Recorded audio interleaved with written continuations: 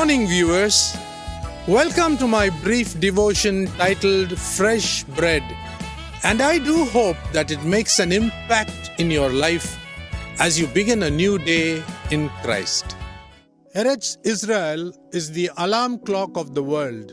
The tiny, semi-arid and dry land in the south and the fertile piece of land in the north entered history 4,000 years ago when the nomadic people, by forsaking their nomadic lifestyle, settled in this land and it became a nation. Abraham, the father of this nation, chosen by God, came in contact with Melchizedek, the ruler of Salem, which later became Jerusalem.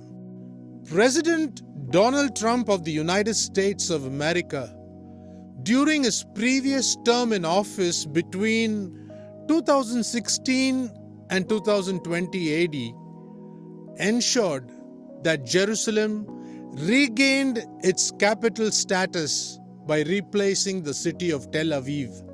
While the liquid leader Benjamin Netanyahu told the world that Jerusalem belongs to the Jewish people and will remain undivided under Jewish sovereignty forever, the Palestinian President Mahmoud Abbas of West Bank hit back saying that he, along with his people, will see the establishment of a Palestinian state with Jerusalem as its capital.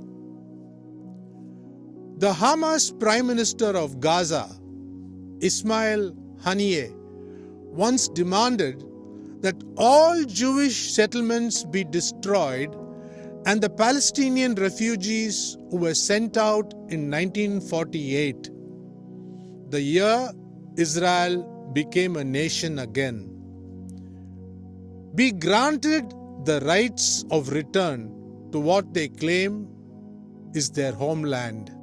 No other city has in its status to become a bone of contention to all its surrounding neighbors in the Middle East. A little rumble in this nation of Israel causes the nations around to raise their eyebrows because God's message of salvation to the whole human race came out of here. In Psalm 48 verses 1 and 2, it is written that Jerusalem is the city of his anointed one. When our Lord Jesus Christ returns to Israel again, this city will become the city of blessings, and the joy of the whole world will be evident as he begins to rule over the earth from this city of God for 1,000 long years. I am referring to the Bible concerning the millennial rule. As we are now in the year 2025, watch out, beloved children of God, as to how all the remaining prophecies spoken in the Bible will soon come to pass. Maranatha.